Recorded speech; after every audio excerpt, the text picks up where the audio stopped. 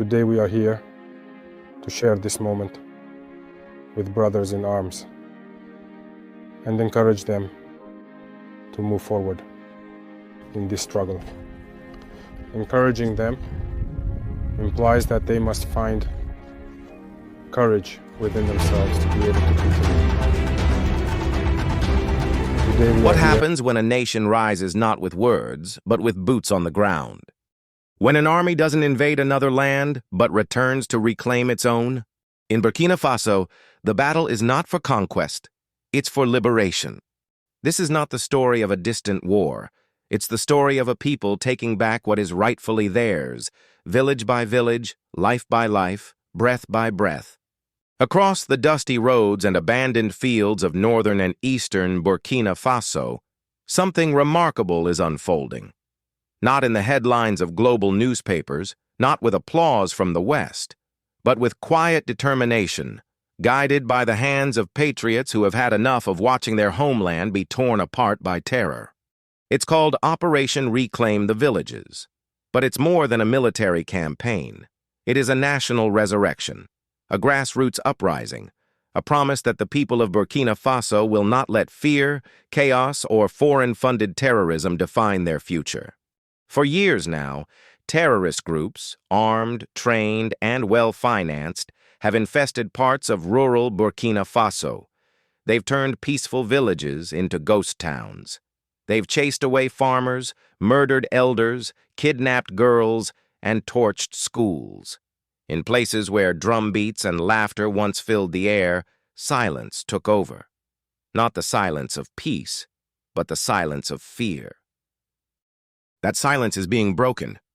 Under the leadership of Captain Ibrahim Traoré, the Burkinabè armed forces have launched a powerful operation to reclaim every inch of land that belongs to the people. Not a land stolen by foreign invaders, but hijacked by a terror machine that thrives on division, destruction, and despair. Now the people are fighting back, and not with foreign boots, but with the feet of their own sons and daughters. This is not a war waged by outsiders. It is a movement led by the very people who were displaced. Farmers, teachers, mechanics, students. Many have joined the fight under the banner of the Volunteers for the Defense of the Homeland, VDP. Armed not just with rifles, but with the fire of justice and memory, these men and women are walking back into their own communities with one mission: to liberate what belongs to them. The army is not sweeping through like conquerors, they're moving like guardians. Carefully, village by village, they push into territories held by terrorists, clearing paths, disarming explosives, dismantling enemy hideouts, and raising the Burkinabè flag once more. And with each flag that goes up, another family prepares to return home. In villages like Fubé, Nasumbu, and parts of Kompienga and Gourma, the results are already visible. Women who fled on foot are now dancing with their children in courtyards. Farmers are inspecting their abandoned fields, ready to plant again. The sound of silence has been replaced with joy, singing, prayer. A kind of spiritual rebirth is taking place. But this mission is not just physical. It is deeply symbolic. Reclaiming the villages means reclaiming identity, reclaiming dignity, reclaiming the truth that Burkina Faso belongs to Burkinabè and no one else. Each village secured is more than a tactical win. It's a moral victory. In one operation near Tuguri, troops not only flushed out terrorists, but uncovered detailed plans of attacks, hidden weapons, and foreign propaganda. It was proof that this war is not just local. It is fueled by interests that do not want Africa to stand on its own. But Burkina Faso is standing anyway. And make no mistake, this is no easy path. Terrorist groups have left behind IEDs, hidden traps, and sabotage. In Boucle du Mouhoun, an army convoy was hit. Soldiers were wounded, but they refused to retreat. Because retreat is not an option when your home is under siege.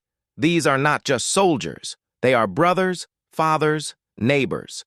Fighting not for a flag alone, but for their mothers' farms, their sisters' safety, their children's future.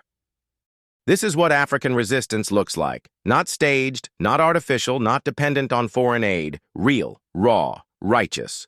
It's important to pause here and thank you, our viewers, subscribers, and supporters of Voice of Africa. You make it possible to bring these stories to the forefront. While global media ignores the bravery of our people, you help us amplify it. Through your super thanks, your likes, your shares, you are part of this movement. If you haven't joined our community yet, now is the time. Stand with us.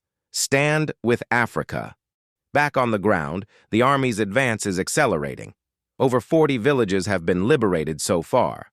Behind each successful mission, there's collaboration, local intelligence from civilians, drone support from military tech units, ground patrols led by mixed teams of soldiers and VDP fighters. The people are not just watching the army reclaim their land, they're helping make it happen. This synergy between the state and the people is what makes this operation so revolutionary.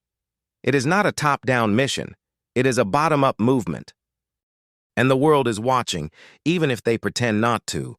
Operation Reclaim the Villages is beginning to inspire a larger wave of cooperation across the Sahel. Burkina Faso's allies in Mali and Niger have expressed support, sharing intelligence and reinforcing borders. What we are seeing is the slow birth of a Pan-African security model, one based not on dependency, but sovereignty, not on imported solutions, but homegrown strategy. This is how African nations reclaim more than just villages. They reclaim their future. But challenges remain. Some areas are still too dangerous for civilians to return. Water systems have been damaged. Schools must be rebuilt. Entire families need shelter, trauma counseling, and basic supplies. The road to full recovery will take time, investment, and the unity of the people. But the will is strong, and the spirit of the people is unshakable. One soldier, interviewed in the middle of a recently secured zone, said it best. "We're not just here to fight. We're here to rebuild. We're not just carrying guns, we're carrying hope." That hope is now spreading. Across radio waves, across marketplaces, across the hearts of millions. People who once felt abandoned now feel seen. Villagers who had given up on ever returning home are making the journey back. Children are asking when school will reopen. Women are reopening their small businesses. Life is returning. This is the kind of story the world rarely hears about Africa. Not warlords or helpless victims, but communities rising. A people reclaiming power, a nation refusing to be defined by violence. This is the story of Burkina Faso, written not with headlines but with footsteps, not with speeches but with action, not with conquest but with love. And this is only the beginning. As Operation Reclaim the Villages continues, so too does the rebirth of a people once displaced. The army, side by side with volunteers, continues to press forward. Every hut recaptured is a home restored. Every flag raised is a memory revived. Every footstep taken is a declaration that this land will never be surrendered again. So we ask you, wherever you are watching from, don't just be a viewer. Be a witness. Be a messenger. Let the world know what is happening in Burkina Faso. Let them know that Africa is not waiting. Africa is moving. If you believe in this mission, if you believe in African sovereignty, unity, and justice, subscribe, share, and help us amplify this movement. Because this is not just a military campaign. It's a liberation of the African soul. This is Voice of Africa. And the voice is rising.